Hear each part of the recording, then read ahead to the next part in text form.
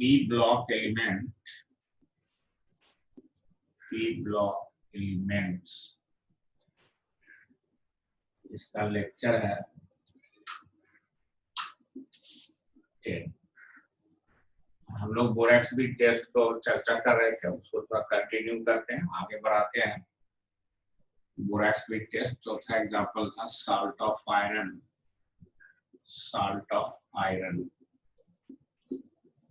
Iron salt के साथ जो रिएक्शन है Fe2O3 3B2O3 जो रिएक्शन होगा 2FeBO3। इसका जो हॉट कंडीशन में जो इसका कलर होगा रेडिश येलो,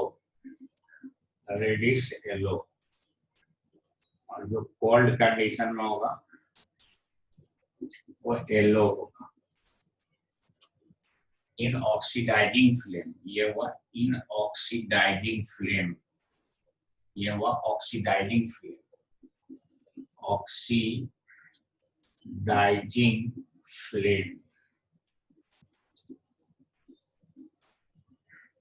अब in reducing flame,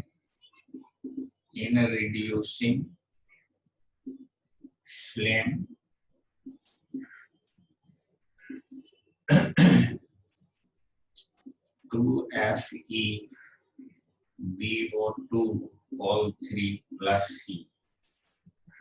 2FeBO2 plus B2O3 plus C। ये कार्बन मोनोऑक्साइड। ये दोनों केस में ग्रीन कलर शो करेगा, green colour in hot as well as in cold में भी और हॉट में भी ग्रीन कलर शो करेगा। ये आयरन का अपना टेस्ट हो गया। बोरेक्स भी टेस्ट में साल्ट ऑफ आयरन यानी आयरन +3 का हम लोग बोलेंगे येलो, इसको याद रखना है। और ग्रीन फेरस का, फेरिक का हो गया येलो, फेरस का हो गया ग्रीन। बोरेक्स भी टेस्ट में हॉट और कोल्ड में भी अंतर पड़ता है, ऐसा करके क्वेश्चन में पूछता है, इसको पूरा याद रखना हम लोग को है, इसको पूरा याद रखना है। लेक्चर 10 बता रहे हैं बोरेक्स को, बोरेक्स भी टेस्ट डिस्कशन हो रहा है। अब इसके बाद हम लोग test of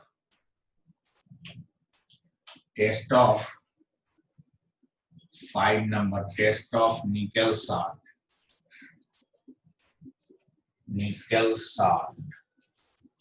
test of nickel salt.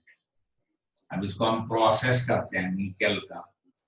Nickel oxide B2O3 NiBO2 (2).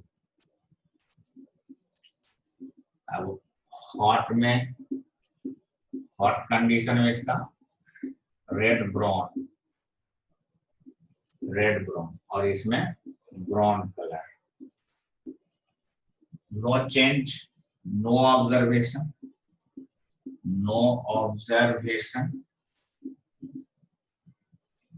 in reducing flame। Reducing flame में कोई कलर नहीं देता है, इसको हमको जानने की जरूरत नहीं है।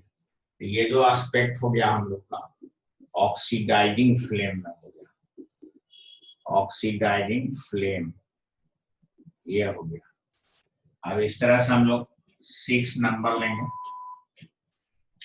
Test of manganese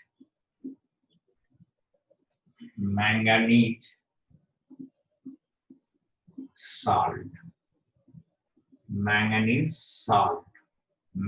salt MnO Fe2O3 Mn। Test of manganese salt MnO B2O3, ये बन जाएगा MnBO2। इसका जो कलर होता है हम लोग देखेंगे, हॉट कंडीशन में वायलेट होता है और कोल्ड कंडीशन में रेड होता है। ये हो गया इन रिड्यूसिंग फिल्म, ये ऑक्सीडाइजिंग फिल्म में हो गया, oxidising film. In reducing film,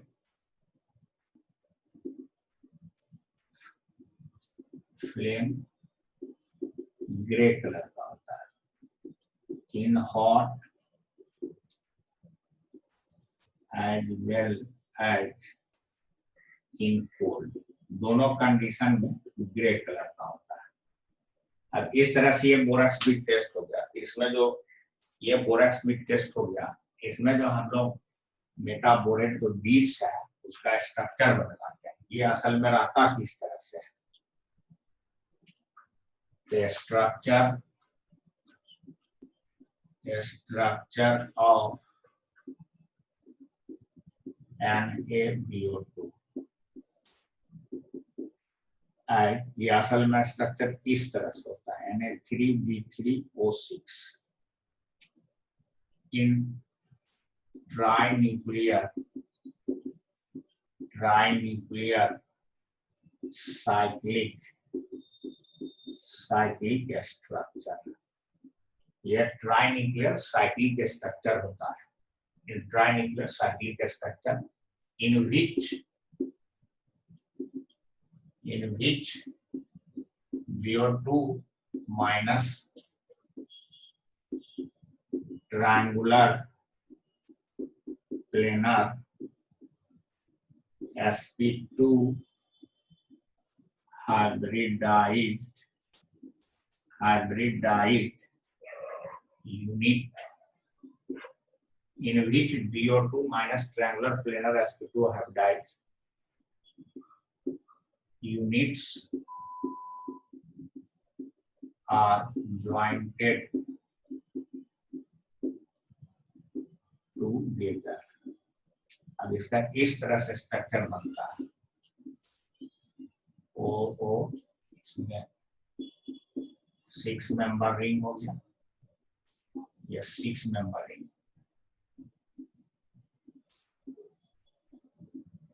minus minus Na plus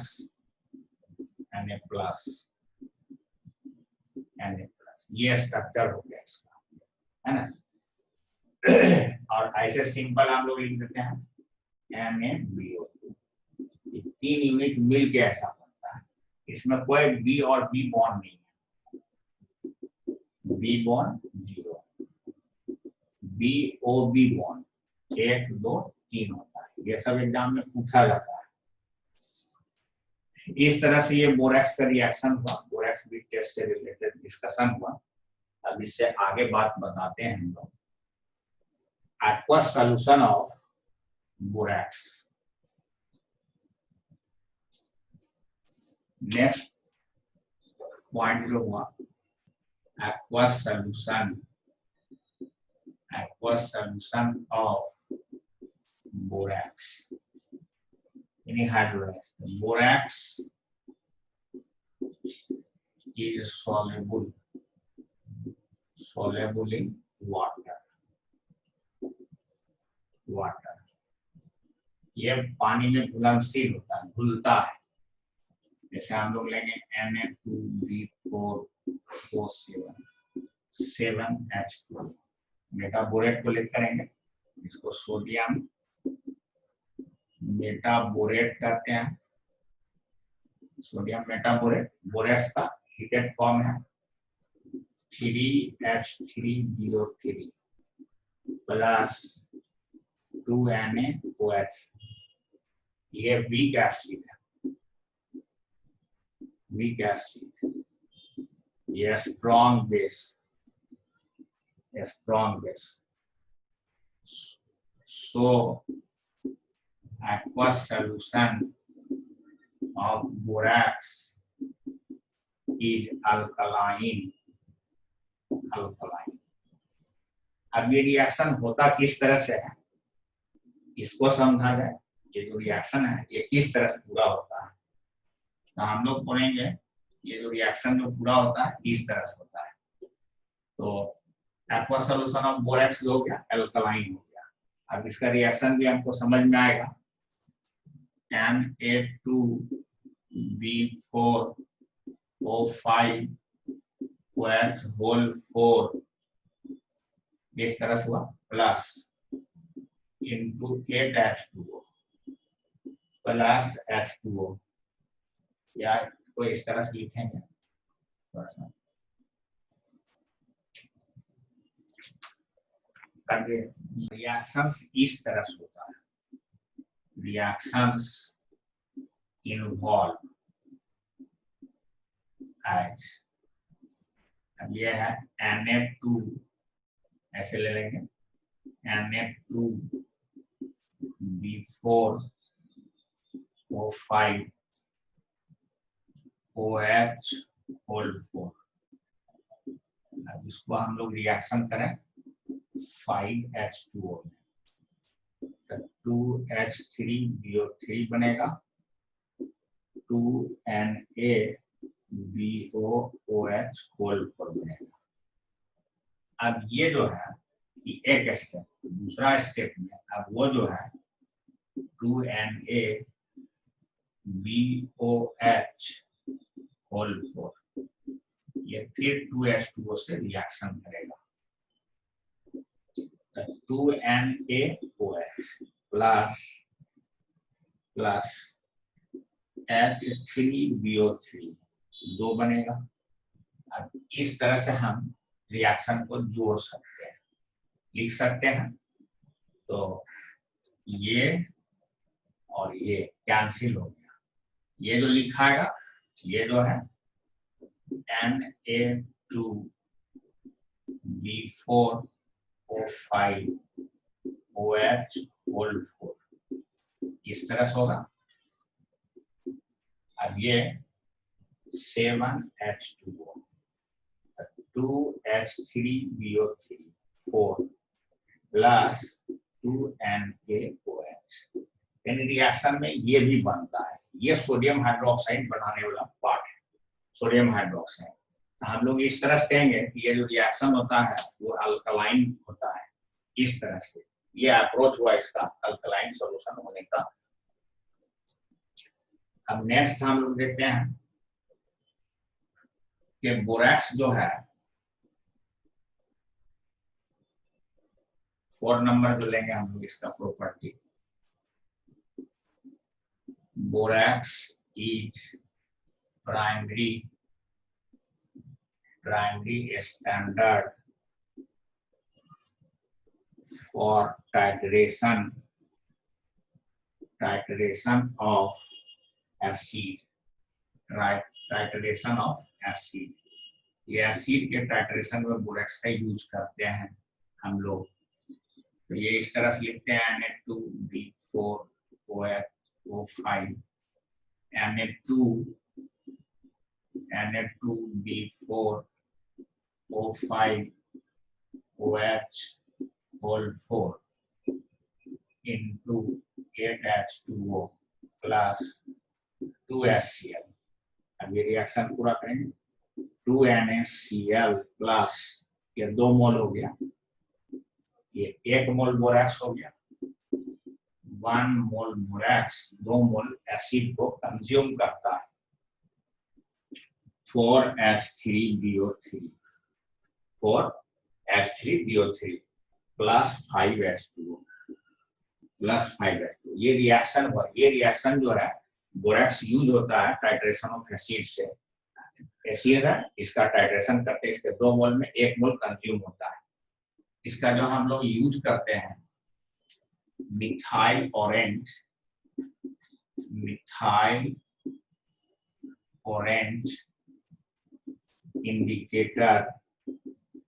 indicator used since weak acid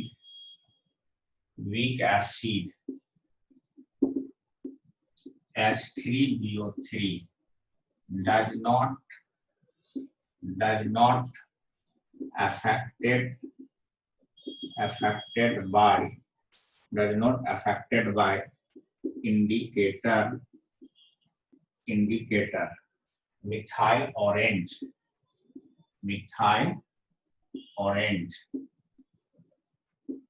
since pH of methyl और pH range जो होता है मिथाइल ऑरेंज का, pH range of methyl orange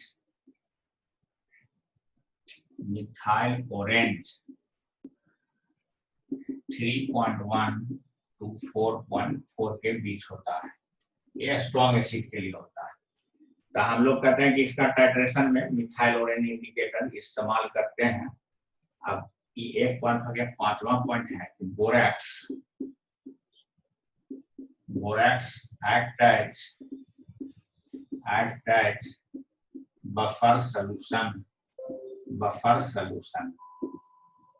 जब हम इसको हाइड्रोलाइसिस करते हैं Na2B4O7 इस पर वाटर देते हैं, ये जो है H3BO3 plus NaBOOH whole 4 minus, ये वीक एसिड हुआ, ये साल्ट हो गया। ये वीक एसिड और साल्ट का मिक्सचर होता है, इसलिए बोरैक्स बफर के रूप में काम करता है। तो ये बोरैक्स से रिलेटेड डिस्कशन हुआ। अब हम लोग इस पर जो है नेक्स्ट एस्पेक्ट इसमें इस्तेमाल करेंगे, ऑर्थोबोरिक एसिड।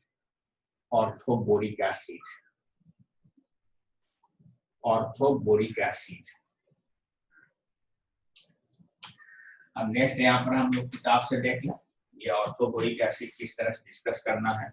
ये 11.3 ये हो गया ऑर्थोबोरिक एसिड।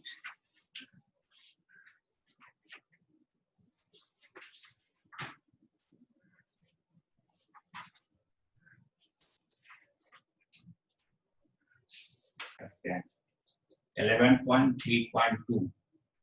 11.3.2 जो टॉपिक है orthoboric acid.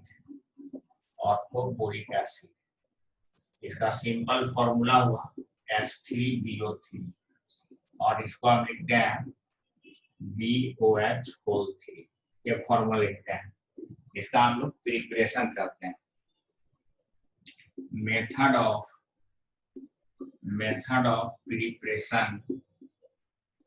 Preparation of boric acid या ऑर्थोबोरिक एसिड। बोरिक एसिड या orthoboric acid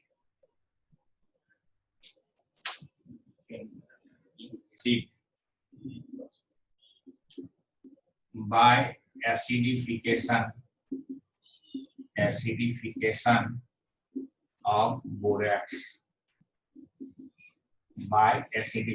of borax, Na2B4O7 plus 2HCl plus 5H2O plus 5H2O 2H3BO3 plus 2NaCl H3BO3 यह 4H3BO3 ये बोरिक एसिड का formation है। और दूसरा है by hydrolysis of trihalide of boron के ट्राइहैलाइड के हाइड्रोलाइसिस से भी बनता है। जैसे हम लोग ले लें BCl3 plus 3H2O H3BO3 plus 3HCl, ये बन गया by hydrolysis of trihalides of boron. और तीसरा है by hydrolysis of diborane B2H6 plus H2O 6H2O 2H3BO3, ये हाइड्रोलाइसिस हुआ। ये हम लोग का प्रिपरेशन हो गया है ना, हाइड्रोलाइसिस। इस तरह से हम बोरिक एसिड को बना सकते हैं, है ना, बोरैक्स से और ट्राइहैलाइड्स ऑफ बोरन के हाइड्रोलाइसिस से और डाइबोरन के हाइड्रोलाइसिस से। ये सब इंपॉर्टेंट रिएक्शन है, एग्जाम में बराबर रहता है। अब इसके प्रॉपर्टीज पर आते हैं हम लोग। ये तो प्रिपरेशन हो गया, अब इसका प्रॉपर्टी डिस्कस करते हैं कि डाइबोर, ये जो बोरिक एसिड है इसका प्रॉपर्टीज कैसा होता है, ये कैसा एसिड्स होता है, इसमें हमको बात समझ में आएगा। तो properties of boric acid, first of all हम लोग बोरिक एसिड का acidic properties of ortho boric acid, acidic properties of ortho boric acid, इसका हम लोग को स्टडी करना है, ठीक है। अब इसका जो स्ट्रक्चर है ये इस तरह से है, ट्रायंगुलर प्लेनर है इस तरह से। हम लोग इसमें 6 इलेक्ट्रॉन इसके चारों तरफ है। हम लोग बोलेंगे ये जो है H3BO3 is octet deficient molecule, ये ऑक्टेट डेफिशिएंट मॉलिक्यूल है। So act as Lewis acid, but so act as Lewis acid and accept a pair of electrons from OH minus ions in water। जब इसको हम पानी में डालेंगे OH minus ion से एक जोड़ा इलेक्ट्रॉन लेगा, तो इस तरह से इसका रिएक्शन होगा, इस तरह से OH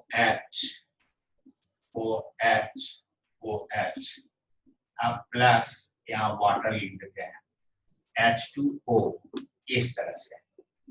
इस पर लोन पेयर इलेक्ट्रॉन है, 2 जोड़ा लोन पेयर इलेक्ट्रॉन है, एक इसमें चल जाएगा, ये बनेगा BOH, ऐसे OH इस तरह से टेट्राहेड्रल स्ट्रक्चर बनेगा OH। अब यहाँ पर है OH, ये प्लस होगा ये माइनस होगा, ये टेट्राहेड्रल यूनिट बनेगा। अभी इसमें से एक H प्लस आयन निकालेगा, BOH होल 4 माइनस यूनिट बनाएगा।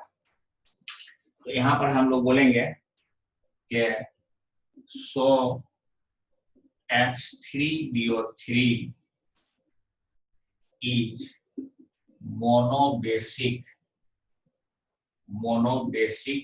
Weak acid, monobasic weak acid. ये एक प्रोटॉन देने वाला मोनोबेसिक मतलब हुआ कि एक H प्लस आयन देगा इसका एक मॉलिक्यूल जल में, तो मोनोबेसिक वीक एसिड है, but not a protic acid. और एसिड की तरह ये प्रोटिक एसिड नहीं है, ये इसका एसिडिक कैरेक्टर हुआ। हम लोग यहाँ पर जो देखते हैं ये ऑक्सो एसिड्स है, ये तो oxo acid direct H plus ion देता है और उसका बेसिसिटी होता है। इसका बेसिसिटी दूसरे तरह से हुआ कि ये खुद एक पहले एसिड बेस रिएक्शन करता है जल में जाने के बाद, तब फिर H प्लस आयन देता है। तो नेक्स्ट स्टेप में ये प्रोटिक एसिड नहीं हुआ, लेकिन प्रोटिक एसिड ओवरऑल नहीं हुआ क्योंकि ये डायरेक्ट H प्लस आयन देने वाला में से नहीं है। ये इसका एसिडिक प्रॉपर्टी ऑफ ऑर्थोबेरिक एसिड हुआ। अब इसका नेक्स्ट प्रॉपर्टी जो पढ़ते हैं, नेक्स्ट जो इसका है इफेक्ट ऑफ हीट, ये बोरिक एसिड पर इफेक्ट ऑफ हीट क्या होता है ना, इसको हम लोग स्टडी करते हैं। तो दूसरा प्रॉपर्टी हुआ इफेक्ट ऑफ हीट का प्रभाव, हीट का इस पर क्या असर होता है। तो ये हमारा ऑर्थोबोरिक एसिड है। अगर इसको हम 100 डिग्री सी पर हीट करते हैं तो ये बन जाता है HbO2 मेटाबोरिक एसिड। अब फिर हम इसको हीट करते हैं 140 डिग्री पर इसको, तो ये हो जाता है boric anhydride B2O3, boron sesquioxide, इसी को कहते हैं बोरॉन सस्क्यू ऑक्साइड या बोरिक एनहाइड्राइड,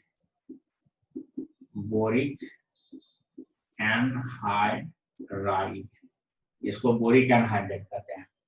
अगर इसको हम फिर फर्दर एबव 140 डिग्री पर अगर हम यहाँ पर भी वाटर निकलेगा, 2 मॉलिक्यूल से रिएक्शन होगा, यहाँ पर बनेगा H2B4O7, है ना, पायरोबोरिक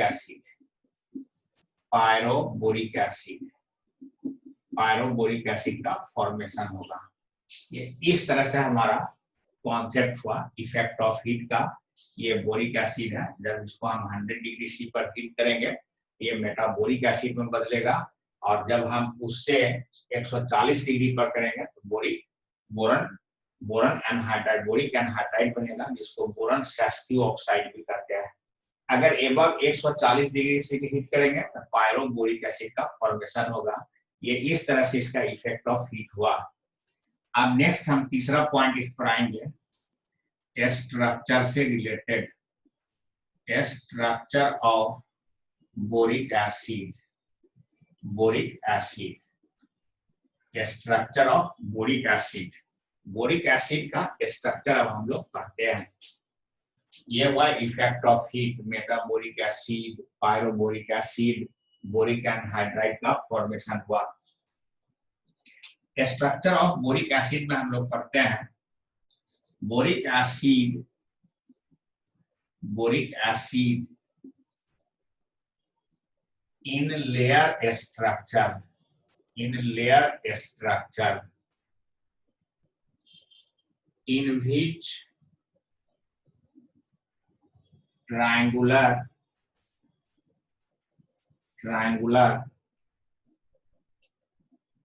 H3BO3 jointed by hydrogen bond,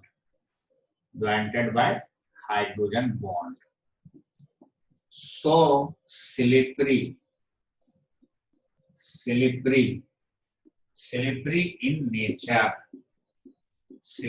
in nature, and used in grease, और ये ग्रीस बनाने में इसका यूज होता है, क्योंकि ये स्लिपरी नेचर का होता है, लेयर स्ट्रक्चर होता है ना, ये लेयर स्ट्रक्चर होता है। किस तरह से इसका स्ट्रक्चर होता है, जैसे हम लोग इसको स्टडी करें, BOH इस तरह से हुआ, अब इस तरह से यहाँ पर हाइड्रोजन ले लें, ये स्ट्रक्चर हो गया। अब एक इस तरह से हम लोग इसको स्ट्रक्चर ले लेते हैं। अब एक बोरॉन हम यहाँ लेते हैं, एक BH3। अब किस तरह से हाइड्रोजन बॉन्ड का फॉर्मेशन होगा ये देखा जाएगा। ये स्ट्रक्चर सबसे बेटर है कि हम इसको किताब में देख के समझ सकते हैं, किताब में देखेंगे तो फिर बात समझ में भी आएगा।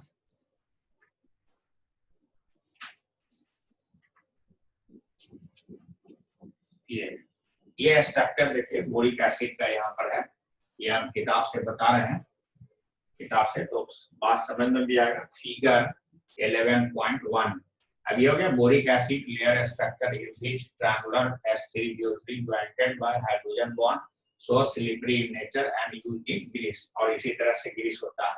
और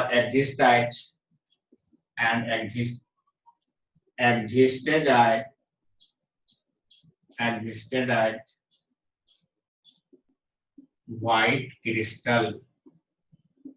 white crystalline solid, और ये सॉलिड में बन के रहता है, क्रिस्टलाइन सॉलिड व्हाइट कलर का। ये स्ट्रक्चर हो गया। अब इससे स्ट्रक्चर हम 11.1 ये फिगर में structure of orthoboric acid, figure 11.1 structure of orthoboric acid, orthoboric acid. अब इसका एक स्ट्रक्चर लेते हैं हम लोग। यहाँ बोरॉन, ये देखिए 11.1, यहाँ पर 11.1 में ये स्ट्रक्चर दिया हुआ है, इसको हम लोग डिस्कस करते हैं। ये हाइड्रोजन, ऑक्सीजन, ये इस तरह से, यहाँ हाइड्रोजन, इस तरह से OH, ये हो गया। अब यहाँ पर हम लोग बोरॉन लेते हैं, ये H3BO3 का sp2 हाइब्रिडेशन में हो गया। अब यहाँ पर हम ऑक्सीजन, यहाँ पर हाइड्रोजन लेते हैं, और यहाँ पर ऑक्सीजन और यहाँ पर इसका हाइड्रोजन लेते हैं, फिर इस तरह से हम इसको खींच देते हैं।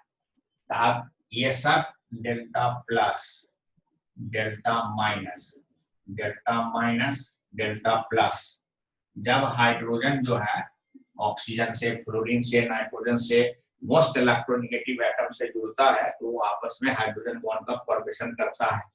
ये डेल्टा माइनस, ये डेल्टा प्लस, ये डेल्टा प्लस, ये यहाँ पर H, ये हो गया डेल्टा माइनस, यहाँ पर हो गया डेल्टा माइनस। इसको इस तरह से घुमा के लिख सकते हैं H, ये हुआ डेल्टा प्लस। अब इसके बीच में हाइड्रोजन बॉन्ड बनेगा, एक लेयर में ये हुआ और एक लेयर में ये आपस में जुड़ गया, इस तरह से हाइड्रोजन बॉन्ड। फिर ये भी हाइड्रोजन बॉन्ड बनाता है, और ये भी ऑक्सीजन की हाइड्रोजन बॉन्ड, ये भी हाइड्रोजन बॉन्ड बनाएगा।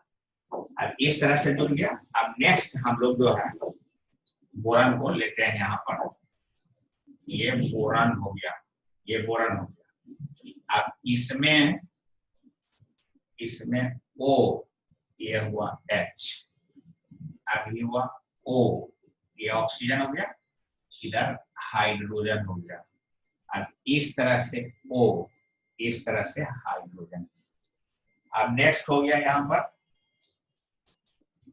B, तो यहाँ पर ले लेंगे हम लोग ऑक्सीजन, ऑक्सीजन, यहाँ पर ले लेंगे हाइड्रोजन, ये हो गया ऑक्सीजन, हाइड्रोजन, ये हो गया ऑक्सीजन, ये हो गया हाइड्रोजन। अब फिर हम लोग इसका बनाएंगे, ये डेल्टा माइनस, ये delta plus, hydrogen bond, delta minus. अब ये डेल्टा माइनस, यहाँ हाइड्रोजन बॉन्ड बनेगा, डेल्टा प्लस। अब ये डेल्टा माइनस, यहाँ हाइड्रोजन बॉन्ड बनेगा, ये डेल्टा प्लस, अब यहाँ पर हाइड्रोजन बॉन्ड बनेगा। इस तरह से ये स्ट्रक्चर हो गया, लेयर स्ट्रक्चर। इसका हुआ फिगर 11.1 ऑर्थोबोरिक एसिड का लेयर स्ट्रक्चर इस तरह से हो गया। अब दैट्स ऑल टुडे। आज इतना डिस्कशन हुआ पी ब्लॉक के ऊपर, इसको स्टडी करेंगे एनसीईआरटी किताब को रख के, और इस पर जो क्वेश्चन डिस्कस होता है तो वो आप देख ही रहेंगे, सब एनसीईआरटी के अंदर से है। इसको अच्छी तरह से इसी चीज को पढ़ना है। अब एक एस्पेक्ट इससे थोड़ा सा एडिशनल डिस्कस करना है एनसीईआरटी से, ये टाइट्रेशन ऑफ ऑर्थोबोरिक एसिड का किस तरह से रिएक्शन करते हैं हम लोग सोडियम हाइड्रोक्साइड के साथ। ये नेक्स्ट क्लास में, नेक्स्ट वीडियो में हम उसको देंगे, और फिर इससे आगे डाइबोरन तक डिस्कस होगा।